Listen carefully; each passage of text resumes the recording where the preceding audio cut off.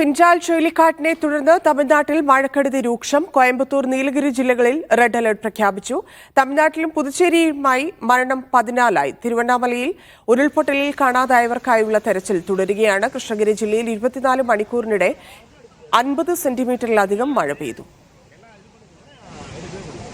മഹേഷ് പോലൂർ ചേരുന്നുണ്ട്. മഹേഷ്, ദുരിത പെയ്ത്ത് തുടരുന്നു, അതിനപ്പുറത്തേക്ക് മരണസംഖ്യ കൂടുന്നു എന്നുള്ളതാണ് ഇപ്പോൾ പുതുതായി നൽകിയിരിക്കുന്ന കാലാവസ്ഥാ നിരീക്ഷണ കേന്ദ്രത്തിന്റെ മുന്നറിയിപ്പുകൾ എന്തൊക്കെയാണ്?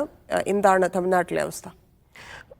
ഇപ്പോൾ തമിഴ്നാട്ടിൽ കൃഷ്ണഗിരി ജില്ലയിലും അതുപോലെ തന്നെ കോയമ്പത്തൂരിലും റെഡ് അലർട്ട് പ്രഖ്യാപിച്ചു എന്നുള്ളതാണ്. കൃഷ്ണഗിരിയാണ് ഏറ്റവും ആശങ്കപ്പെടുത്തുന്ന ഒരു സ്ഥലം. കാരണം കൃഷ്ണഗിരിയിൽ റെക്കോർഡ് മഴപ്പെയ്ത്ത് രേഖപ്പെടുത്തിയിരിക്കുന്നു. 24 മണിക്കൂറിനിടെ 50 സെന്റിമീറ്ററിലധികം കൃഷ്ണഗിരിയിൽ മഴ പെയ്തിരിക്കുന്നു. നമ്മൾ ഈ ദൃശ്യത്തിൽ ഇപ്പോൾ കാണുന്നത് ഉത്തങ്കര എന്ന് പറയുന്ന സ്ഥലമാണ്. അവിടെ കൃഷ്ണഗിരിയിലെ ഒരു ദേശീയ പാതയാണ്.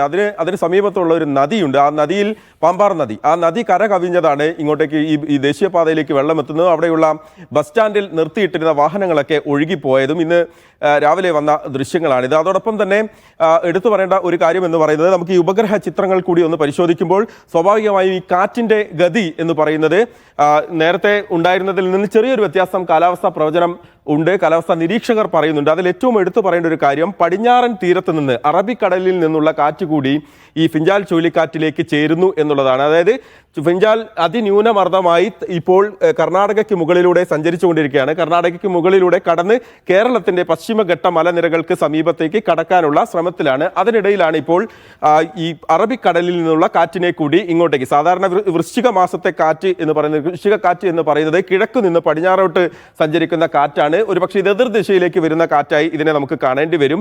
ഇതിന്റെ ഒരു പ്രധാനപ്പെട്ട കാര്യം, ഇത് സ്വാഭാവികമായും പശ്ചിമഘട്ട മലനിരകളുടെ സമീപം എത്തുമ്പോൾ ദുർബലമാകും, കുറെ കൂടി ദുർബലമായി മഴപ്പെയ്ത്ത് കൂടും എന്നുള്ളതാണ്. കാറ്റിന്റെ ശക്തി ഉണ്ടാകില്ല, പക്ഷേ കേരളത്തിൽ ഉൾപ്പെടെ കനത്ത മഴയ്ക്ക് കാരണമാകും എന്നുള്ളതാണ് കാലാവസ്ഥാ നിരീക്ഷകർ പ്രവചിക്കുന്നത്. അതിൽ ഏറ്റവും പ്രധാനപ്പെട്ട കാര്യം എന്ന് പറയുന്നത്, ഈ മൈസൂർ മേഖലയിൽ ഉൾപ്പെടുന്ന, അതായത് വയനാടിനും കണ്ണൂരിനും ഇടയിലൂടെ ആയിരിക്കും ഒരു പക്ഷേ ഈ കാറ്റിന്റെ ഗതി സഞ്ചരിക്കുക, അതിതീവ്ര ന്യൂനമർദ്ദത്തിന്റെ പോക്കുണ്ടാവുക എന്നുള്ളതാണ് മനസ്സിലാക്കുന്നത്. പശ്ചിമഘട്ട മലനിരകളുടെ സമീപം എത്തുമ്പോഴേക്കും ഒരു പക്ഷേ ശക്തി ചോർന്ന് കുറെ കൂടി ന്യൂനമർദ്ദത്തിന്റെ സ്വഭാവത്തിലേക്ക് മാറും. പക്ഷേ കാലാവസ്ഥാ നിരീക്ഷകർ അവരെല്ലാം പറയുന്നത് ഈ ഭാഗത്ത് നിന്ന് നമുക്ക് ഈ കൃത്യമായി തന്നെ കാണാം, അറബിക്കടലിൽ നിന്നുള്ള കാറ്റിനെ കൂടി സ്വീകരിക്കുന്നുണ്ട് എന്നുള്ളത് കൂടി എടുത്തു പറയുന്നുണ്ട്. അതായത് മഴപ്പെയ്ത്ത് കൂടാൻ കാരണമാകും. ഇങ്ങോട്ടേക്കുള്ള, പടിഞ്ഞാറ് നിന്ന് കിഴക്കോട്ടേക്കുള്ള കാറ്റിന്റെ പോക്ക് പശ്ചിമഘട്ട മലനിരകളിലെ മഴ മേഘങ്ങളെ കുറെ കൂടി ഉത്തേജിപ്പിക്കും എന്നുള്ളതാണ്. അങ്ങനെയെങ്കിൽ മഴ കൂടും എന്നുള്ളതാണ്. പശ്ചിമഘട്ട മലനിരകൾക്ക് സമീപം മഴ കൂടും എന്നുള്ളതാണ്. ഉപഗ്രഹ ചിത്രങ്ങൾ കൂടി എടുത്തു കഴിഞ്ഞാൽ നമുക്കിവിടെ കാണാം. നോക്കൂ, ഈ ഭാഗത്തൊക്കെ കേരളത്തിന്റെ പശ്ചിമഘട്ട മലനിരകൾക്ക് സമീപമുള്ള പ്രദേശങ്ങളിലൊക്കെ കറുത്തിരുണ്ട കാർമേഘം കാണാൻ സാധിക്കും. അതോടൊപ്പം തന്നെ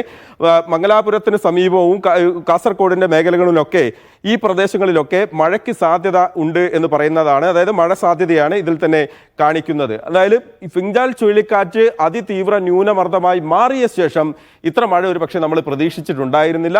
കുറെ കൂടി കനത്ത മഴ വരുന്നുള്ളത് കാലാവസ്ഥാ പ്രവചനം നടത്തുന്ന ആളുകളെ സംബന്ധിച്ചിടത്തോളം പിടികൊടുക്കാത്ത ഒരു ചുഴലിക്കാറ്റാണ് ഈ ഫിൻജാൽ എന്ന് പറയുന്നത്. കാരണം നാഗപട്ടണത്ത് നിന്ന് മാറി തുടങ്ങി ദിവസങ്ങൾ കൊണ്ടാണ് ഇത് പുതുച്ചേരിയുടെ തീരത്തെത്തിയത്. പുതുച്ചേരിയുടെ തീരത്തെത്തിയപ്പോഴും അവിടെ സ്റ്റാലിംഗ് എന്ന് പറയുന്ന പ്രതിഭാസം കാരണം ഇത് കരയിലേക്ക് കയറിയിരുന്നില്ല.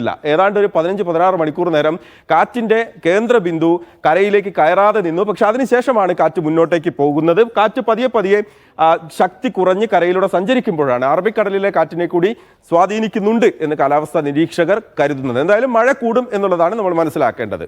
ശരി മഹേഷ്.